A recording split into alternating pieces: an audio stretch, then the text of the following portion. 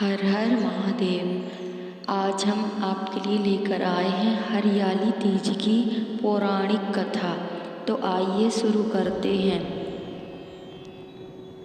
एक समय की बात है, माता पार्वती अपने पूर्व जन्म के बारे में याद करना चाहती थी, लेकिन उन्हें कुछ भी याद नहीं आ रहा था।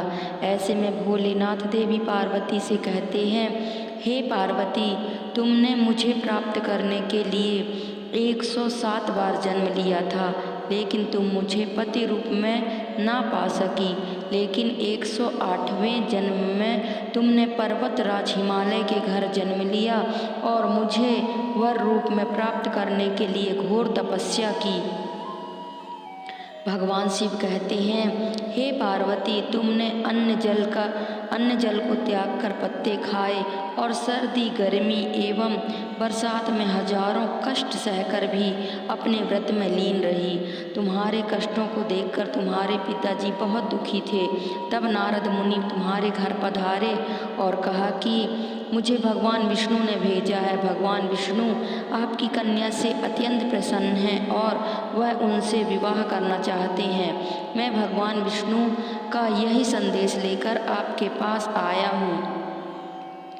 नारद जी के प्रस्ताव को सुनकर पार्वती के पिता खुशी से भगवान विष्णु के साथ विवाह करने के लिए तैयार हो गए।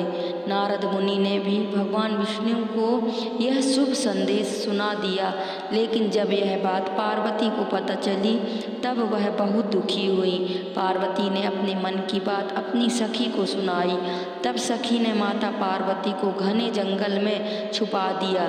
जब पार्वती के गायब होने की खबर हिमालय को पता चली तब उन्होंने खोजने में धरती पाताल एक कर दिया, लेकिन पार्वती का कहीं पता नहीं चला, क्योंकि देवी पार्वती तो जंगल में एक गुफा के अंदर रेत से शिवलिंग बनाकर शिव जी की पूजा कर रही थी। शिव जी ने कहा, हे पार्वती, इस प्रकार तुम्हारी पूजा से मैं बहुत प्रसन्न हुआ और तुम्हारी मनोकामना पूरी की। जब हिमालय राज गुफा में पहुँचे तब तुमने अपने पिता को बताया कि मैंने शिव जी को पति रूप में चयन कर लिया और उन्होंने मेरी मनोकामना पूरी कर दी है। शिव जी ने मेरा वरण कर लिया है। मैं आपके साथ केवल एक शर्त पर चलूँगी कि आप मेरा विवाह भोलेनाथ से करवाने के लिए तैयार हो जाए। तब हे पार्वती, तुम्हारे पिताजी मान गए और विधि विधान सहित हमारा विवाह हुआ। हे पार्वती, तुम्हारे कठोर तप और व्रत से ही हमारा विवाह हो सका।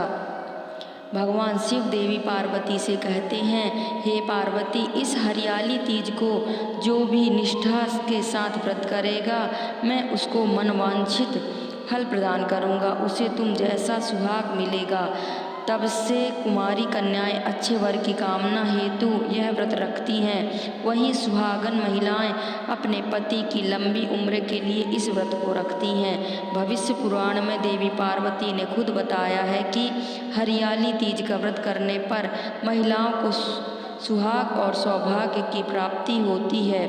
सावन महीने में तृतीया तिथि के दिन कई वर्षों की कठिन तपस्या के बाद देवी पार्वती ने भगवान शिव को पति रूप में पाने का वरदान प्राप्त किया था। इसलिए यह व्रत का बड़ा ही महत्व है।